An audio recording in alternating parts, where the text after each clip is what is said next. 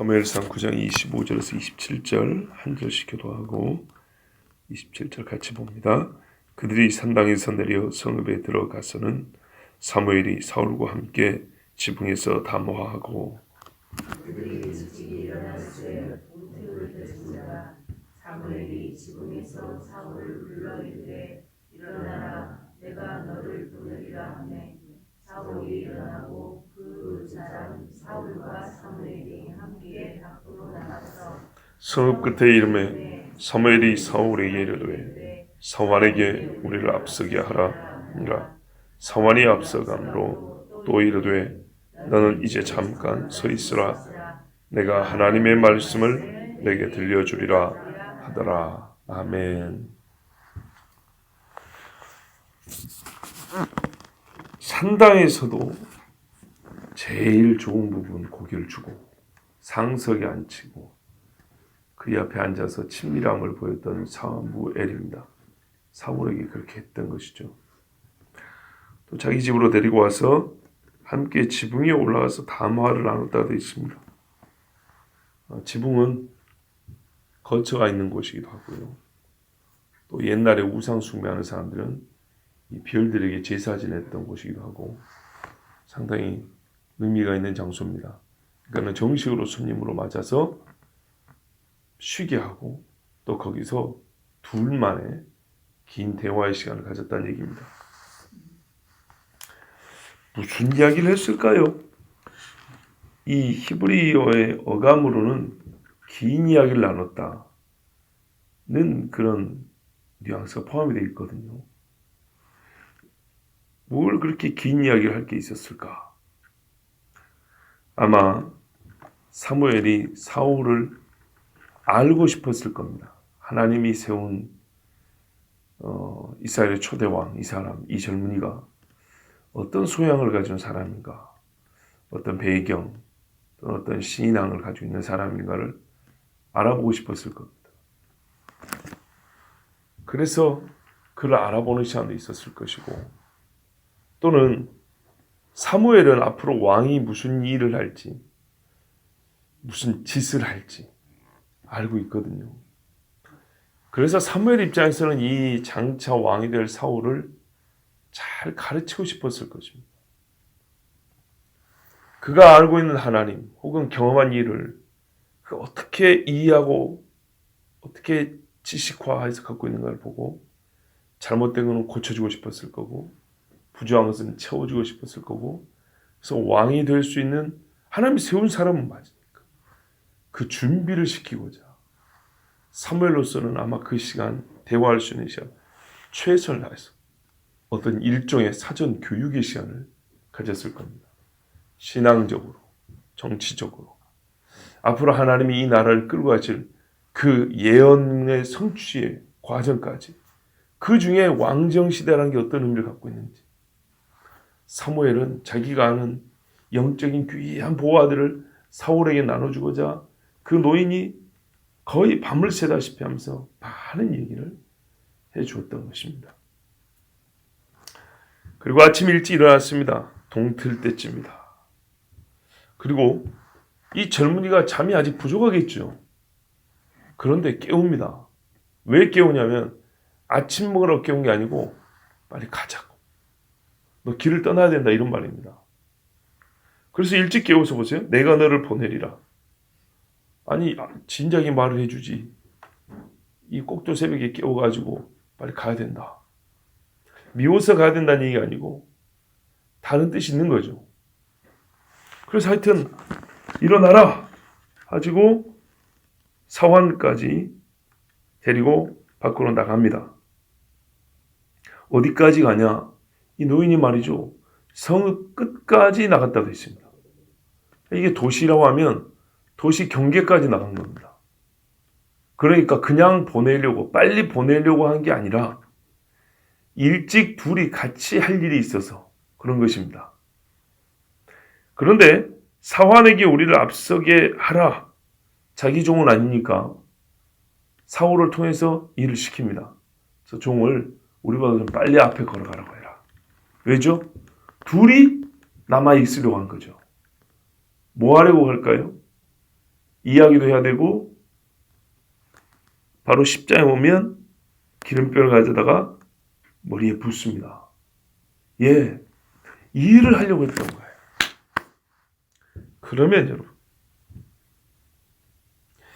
집에서 하면 되지. 그렇죠? 이 새벽같이 일어나가지고 동네밖까지 와서 뭐 산일지 들일지는 잘 모르지만 그냥 쉽게 이 들판에서 할 게 뭐예요? 이 귀한 일을. 그죠? 앞에 어제는 사람 30명이나 손님을 초대를 하는데 그런 사람들 옆에 쫙 앉혀놓고 좀 멋지게 하면 오죽이나 좋아요.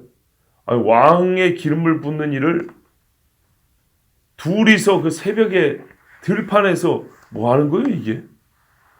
이게 비슷한 사건이 뭐가 있냐면 다윗이 사울에게 도망갈 때 이야기입니다. 도망갈 때 화살을 요나단이 멀리 쏘고 종이 화살을 보니까 너는 이거 들고 먼저 궁에 들어가라. 그리고 그 이슬 맺은 들판에서 요나단하고 다윗하고 둘이 엉엉 울고 나는 네가 장차 이스라엘의 왕이 될 줄 안다. 그때 우리 집을 잊지 말라. 예 형님 잊지 않겠습니다. 그래서 둘이 막 부둥켜하고 울고 그거는 진짜 급할 때 하는 거거든요.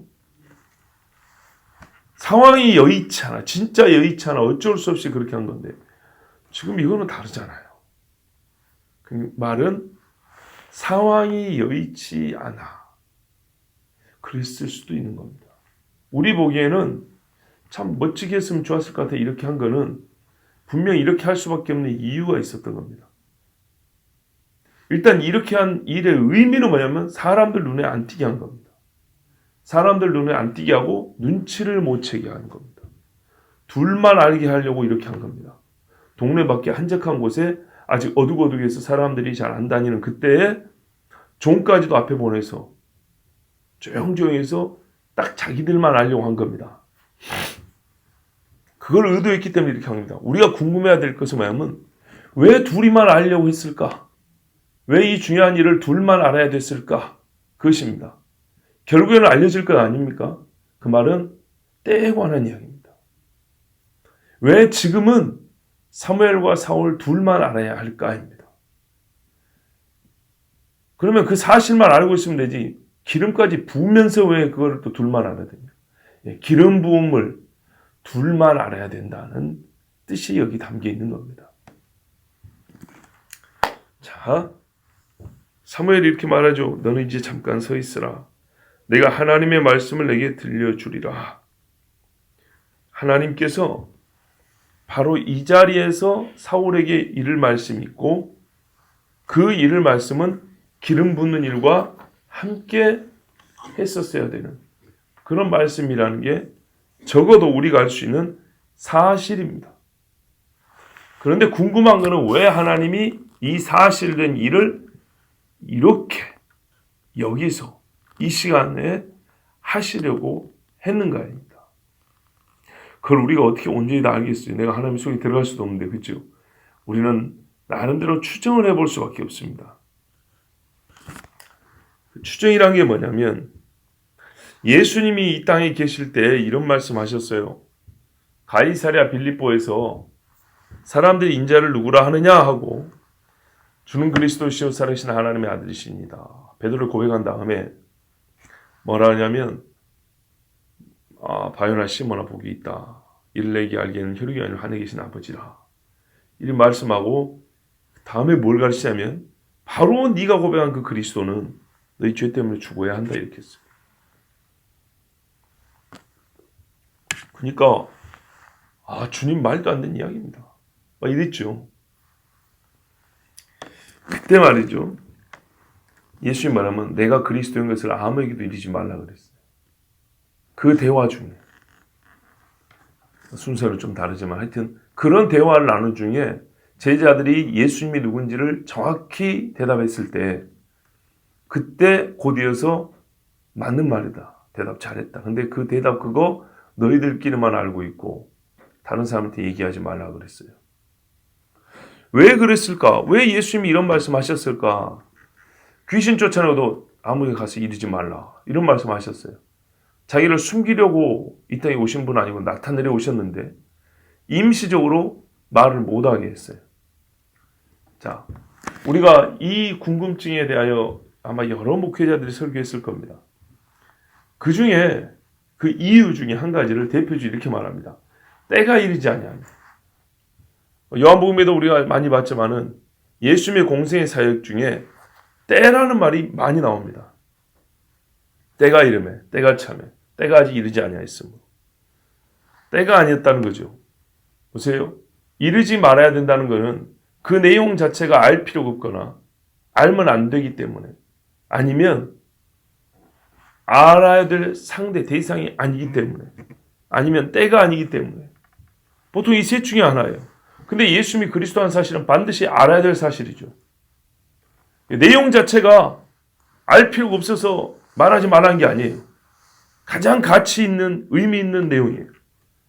그리고 이스라엘 사람들이 이 내용을 아는 사람으로서 배제되느냐? 그건 아니에요. 이스라엘이 먼저 알아야 되죠. 자기 백성이 먼저 알아야 되죠.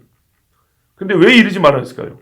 반드시 알아야 될 내용이고, 그것도 이스라엘이 먼저 알아야 될 내용인데 왜 말하지 말아야 그랬냐면, 남은 거는 때밖에 없는 겁니다.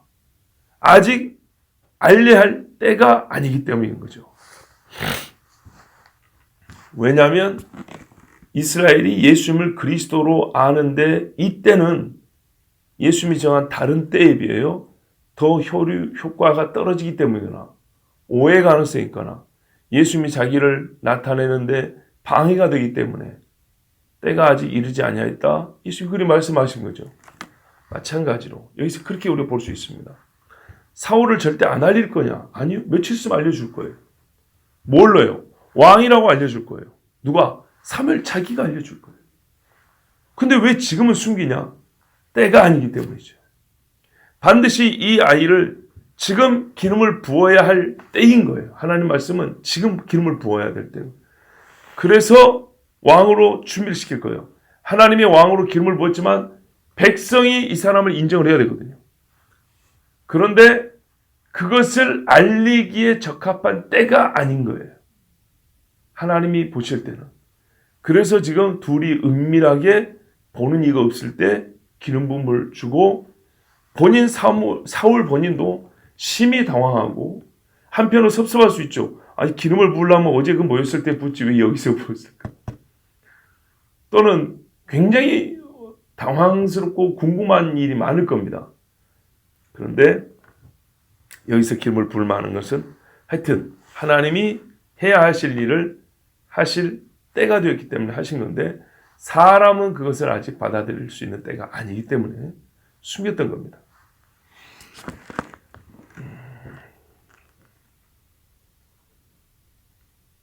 그리고 이 일을 함에 있어서 우리가 이제 사무엘에게서 한 가지 또 배울 것이 있는데, 어제 이 말씀에서 어제 저녁 식사를 30명의 소위 귀인들과 같이 먹었어요. 거기서 베냐민 지파에서 온 이 젊은이를 가장 상석에 앉히고 제일 그 귀한 고기를 먹게 했어요. 혼자 다 먹지도 못할 그 엄청난 양을. 이것이 바로 사무엘이 장차 왕이 될 자에게 취해야 될 자세, 또는 자기의 그 응대의 태도였어요. 사무엘이 보기에 한참 어린아이입니다. 거의 손잡벌이죠. 손잡벌 될라나? 아마 그 정도 된다고 봐야죠. 그리고 무슨 대단한 인물도 아닙니다. 다만 하나님이 곧 왕으로 세울 사람이라는 그거 한 가지 때문에 사무엘은 정말 인생 살아온 여정이나 우리 소위 속된 표현으로 커리어라고 하잖아요. 경력으로 보나 뭐 유명세로 보나 나이로 보나 전혀 높여질 이유가 없는 아이지만 하나님이 세웠다 하는 것 때문에 자기보다 높인 겁니다. 아주 귀한 본보기입니다. 그 많은 사람들에게 하나님이 세운 사람에게 어떻게 해야 되는지를 사무엘 본인이 보여줬습니다. 자, 이런 표현을 했죠. 다윗은 참 왕인데 진짜 하나님을 왕으로 섬기는 왕이었기 때문에 백성의 보기에는 하나님을 어떻게 섬겨야 되는지를 가장 잘 모범적으로 보여준 사람입니다. 왜? 제일 위대한 왕이 하나님을 저렇게 섬기는 거예요. 사무엘이 누굽니까? 표현하자면 당시로 보면 하나님이 거의 이 땅에 왕으로 세운 사람입니다. 그 사람이 이 무명의 젊은이를 자기 위에 떠나버렸단 말이에요. 대단한 겁니다. 그리고요, 대화를 길게 했다는 것도 중요한 이야기입니다. 어떻게 보면 자기 자리를 대신할 사람 아닙니까? 사무엘 생전에 사울이 왕이 되잖아요. 그렇죠? 그러면 시기를 할 법도 합니다. 또 사무엘은 이스라엘 백성이 타락할 걸 생각할 때 왕 세운 걸 반대하는 사람입니다. 그렇기 때문에 탐탁지 않습니다. 그런데도 불구하고 사울을 대할 때 그러니까 어떻게 하면 되냐면 선지자니까 할 수 없이 하나님이 전한 말은 전해야 되니까 거짓 선지자 아닌 이상 용건만 간단히 하면 돼요. 그죠? 근데 용건만 간단히 한 게 아니고 그 용건과 관계된 소위 부수적인 일을 사무엘은 열심히 했어요. 주변 이야기를 많이 했다고. 하나님이 너를 왕으로 세우신다. 앞으로 율법 잘 읽고 열심히 잘해라. 앉아 기름 부어줄게. 이렇게만 끝내지 않았어요. 왕이 된다는 게 무엇인지, 이 땅에 왕이 세워진다는 의미가 무엇인지, 지금 현재 이스라엘의 정세뿐만 아니라 신앙에 대하여 사무엘은 자기가 하는 모든 것을 사울에게 전해주려고 애를 썼어요. 용건만 간단히 해도 되는데, 아니 기름 붓고 네가 왕이라는 거 알려주면 이거 5분이면 끝날 이야기인데 그거를 뭐 한다고 밤새도록 하고 또 아침에 일어나서 가는 길에 확신을 준다고. 아마 이런 일이 있을 거다. 너는 그것을 보면 내 말이 참이라는 증거를 얻을 것이다. 이렇게까지 진짜 할 수 있는 배려를 다 해준다고. 무슨 큰 덕이나 본 것처럼. 사람이 누구한테 큰 덕을 보게 되면 그냥 풀코스로 우리가 대접을 한다 그러죠. 그런 느낌이거든요. 왜? 사무엘이 이 별 볼 일 없는 청년 사울에게 이렇게 해줘야 됩니까? 이게 충성된 종이에요. 참 사무엘이 그래서 훌륭한 사람입니다. 연령으로나 경험이나 지식이나 신앙으로나 비교할 수 없는 상대입니다. 사울은. 그렇지만 사무엘은 사울에게 핵심만 간단히 용건만 간단히 그렇게 하고 볼일을 끝내지 않았습니다. 그렇죠? 인간적으로 네하고 나하고 무슨 뭐 친할 일이 있냐, 뭐 깊이 교제할 일이 있냐, 나이로 봐도 네하고 내하고 뭐 대화가 되겠냐, 이렇게 볼 수 있잖아요. 그렇지 않았다는 겁니다. 이것이 요즘처럼 업무 중심적인 또는 참 이기적인 그런 시대에 우리가 좀 배워야 될 진짜 인간미가 있어야 되는 참 인간으로서의 미, 아름다움, 맛이 됐던 아름다움이 됐던 사람 냄새가 사라진 지금 정말 필요한 그리스도인의 삶의 한 본보기가 아닌가 그런 생각이 듭니다. 제가 청년 때도 제가 청년이란 말은 결혼하기 전에 20대 때 이야기죠. 그때에도 제가 잘 쓰는 말이 그랬어요. 사람 냄새. 사람 냄새. 사람의 삶에서만 나는 독특한 향이 있는데 그거를 스스로 잃어버리는 참 각박하고 삭막한 세상이다. 그걸 느꼈거든요. 예전에 서울을 막 왔을 때 택시를 타는데 기사들이 너무 삭막하니까 제가 일부러 택시에서 내릴 때 아주 큰 소리로 웃으며 즐겁게 인사를 하고 내렸던 기억이 나요. 의도적으로. 근데 그 뒤로 살고 보니까 사람 나름이더라고요. 좋은 사람은 좋고 아닌 사람은 아니고. 그런데 시골에서 살다가 올라온 입장에서는 첫인상이 그래요. 그래서 옛날 사람들이 서울 깍쟁이라고 그러잖아요. 괜히 나온 말이 아니에요. 이제 이런 것들을 개인차가 있지만서도 전반적으로 그런 경향이 있어요. 그래서 더욱 사람 냄새라는 말을 많이 썼던 그런 경험이 있습니다. 자, 사무엘이 말이죠. 그런 면에서 보면 정말 하나님의 사람다운 사람 냄새가 나는 사람이었어요. 우리가 이것도 좀 배워야겠어요. 그래서 우리가 뭐라 그래요? 박수 칠 때는 좀 열렬하게 치자. 이걸 축하를 한다는 것인지 높여주겠다는 것인지 그냥 억지로 뭐 그걸 하겠다는 알 수 없는 그런 표현이 아니라 박수 칠 때 확실하게 하고 또 나무랄 때는 좀 따끔하게 나무라고 그거를 좀 또 진지하고 진실하게 들 수 있고 그게 얼마나 좋냐는 거죠. 나는 남을 해롭게 하지 않고 남에게 도움도 받지 않아. 뭐 이거는 뭡니까 도대체? 그거는 성경도 가르치고 옛 어른들도 가르치는 것이 아니에요. 자, 여러분, 저는 오늘 그래서 두 가지 우리가 중요하게 배워야 될 게 있다고 봅니다. 첫 번째는 사무엘이 하나님의 일을 하는데 때를 따라 그 일을 행하였다는 겁니다. 전도서가 가르쳐주는 지혜 중에 가장 큰 지혜는 때입니다.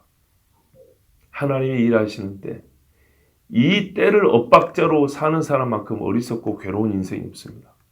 꼭 한 템포 빠르다든지 늦다든지 전혀 다른 방향으로 가도 문제인데 이 템포가 안 맞으면 진짜 어처구니 없는 일도 벌어집니다. 오늘 오후에 전할 이야기인데요. 바울이 말이죠. 독사한테 물렸는데 안 죽어요. 그랬더니 그 멜리데 섬 사람들이 뭐라 합니까? 아니, 안 죽는 게 아니라 독사가 물었어요. 그러니까 대번에 저 사람이 죄인이 맞아. 살인자구만. 폭풍에서는 살았는데 독사가 확 물어버린 거 보니까 저 살인자가 맞네. 이랬어요. 그거 하나 보고. 근데 안 부어요. 그러니까 또 이제 또 극단으로 가버려요. 신이 오셨네. 참 불신자들이 어떤 현상을 보고 판단하는 것이지만 이 섣부른 말들 때문에 얼마나 큰 실수를 하는지 보십시오. 참 예수를 모르는 사람이 이 영적인 세계를 잘못 알고 하는 무지의 말이라고 볼 수 있지만 우리 신앙인들이 예수 믿는 사람들이 지금도 이 나라가 이렇게 어지럽게 그지 없는데 어떤 인물에 대하여 막 교회를 살려고 외치니까 저 사람은 천지하네 이래버렸는데 그러다가 어떻게 되냐? 같이 배도하는 수가 있어요. 그래서 주의를 하나 드릴게요. 거꾸로인데요. 여기서 보기에는 우리 본문에서는 아무것도 아닌 인간을 하나님이 왕으로 세우셨죠. 근데 우리나라 같은 경우는 지금 소위 애국 그리스도인들이 나와가지고 외치는 분들이 많습니다. 근데 그분들에 대하여 여러분 섣부르게 판단하면 안 됩니다. 무슨 말이냐면 그 사람들이 마치 우리를 지휘하고 이끌 사령관이나 되는 것처럼 생각하면 큰일 납니다.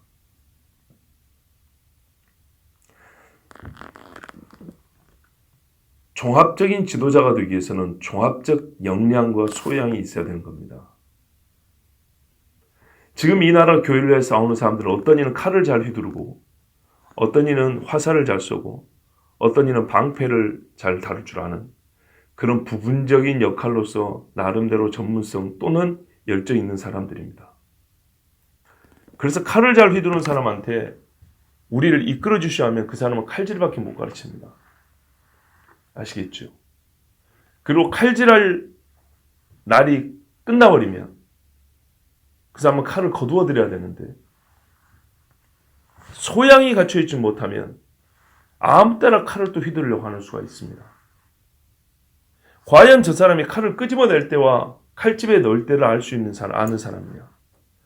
또는 자기가 칼을 잘 휘두르는 사람이지 전체적인 작전을 세우고 군대 전체를 지휘할 능력이 있는 사람인 것은 아닌 것을 본인이 자기의 역량을 잘 알고 있느냐? 뿐만 아니라 더 중요한 건 이 전쟁이 과연 왜 일어난 거냐? 무엇을 위해 싸워야 되고 이 전쟁의 끝은 어디냐? 이걸 알고 싸우는 사람이냐? 무슨 말씀 아시겠죠? 자, 6.25 전쟁 때 백마고지를 점령하는 중대장이 있어요. 중대 한 100명 이끌고 전진 앞으로 하고 점령을 했어요. 그런다고 그 사람이 한국전쟁 전체를 승리에 이끌 수 있는 건 아니죠. 근데 자기가 백마고지 하나 점령했다고 내가 이 전체 사령관 되겠어. 참모총장 내려와. 내가 올라가겠어. 이러면 될까요? 안 될까요? 안 되겠죠.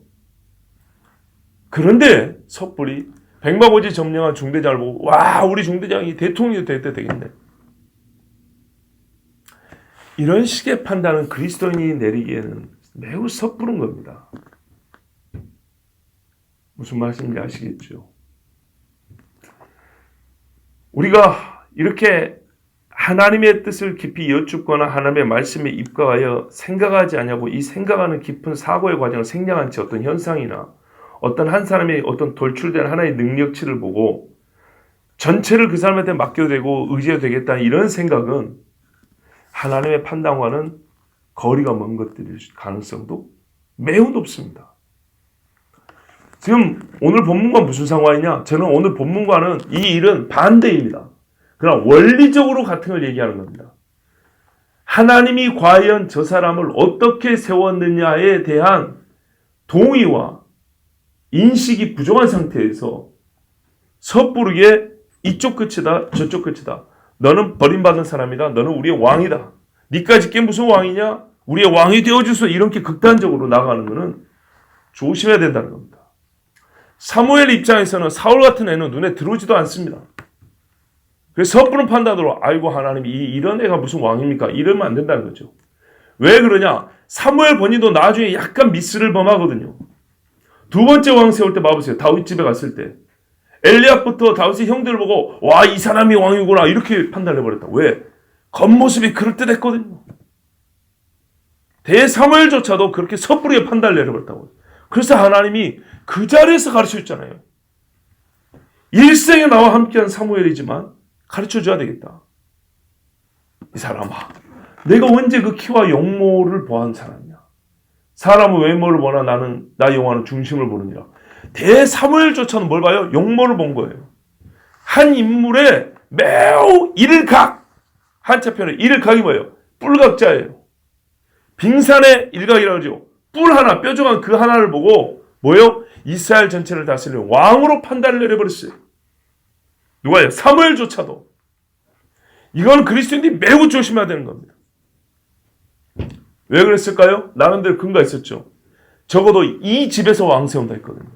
이세의 집에서. 그러니까 자기들의 전통이 뭐예요? 관습이 뭐예요? 장자가 우선 아닙니까?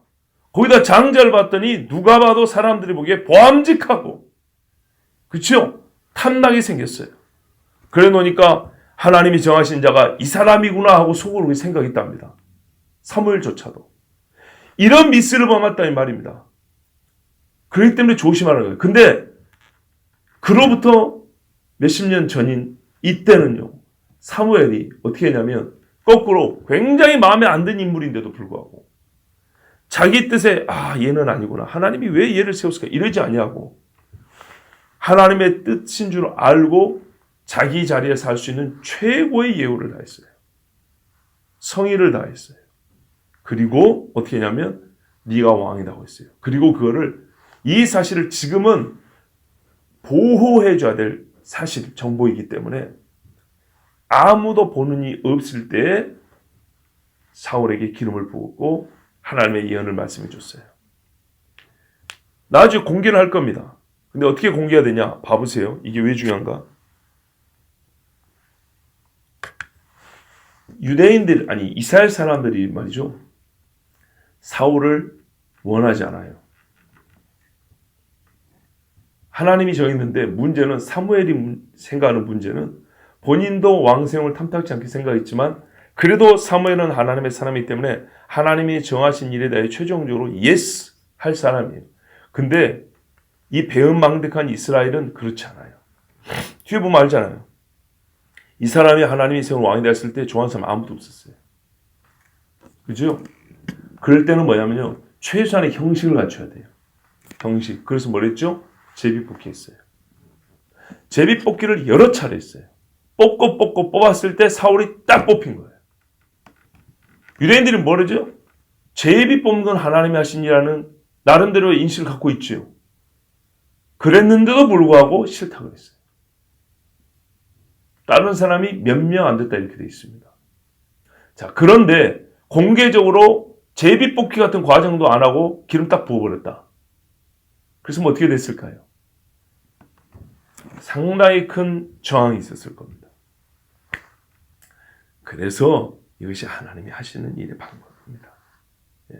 주권적으로 일을 행하시되 그 주권에 순응할 수 없는, 순응할 믿음이 없는 여린고 어린 사람들의 수준에 맞춰서 또한 그들이 원하는 왕이면서도 그들의 그 저항할 수 있는 그 또 다른 죄를 질 빌미를 주지 않기 위해서 하나님은 사무엘을 통하여 이런 방식으로 일을 하신 겁니다.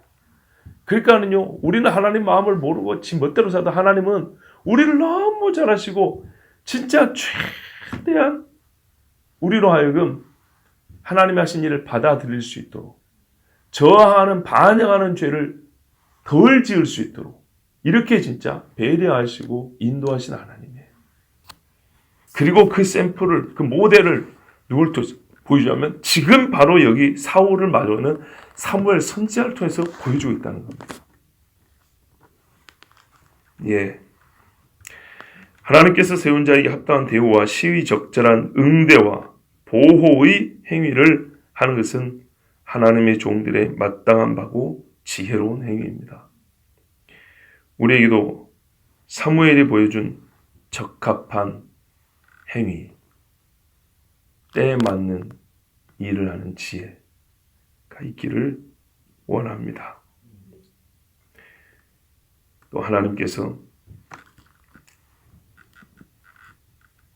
우리 오늘 최동 집사님 이제 이란을 향해서 떠나는데 오늘 오후 말씀에 바울이 로마에 들어가는 딱 그 말씀이에요. 듣고 갔으면 좋았을 법했지만 못 듣고 가더라도 카톡으로 보내줄게요. 오늘 이 시간에 그건 알았으면 좋겠어요. 하나님이 세웠지만 또는 하나님이 세웠으므로 하나님의 때에 하나님이 일하신다는 것. 항상 이 하나님의 지혜와 주권을 인정하면서 다녀올 수 있기를 바랍니다. 기도하겠습니다.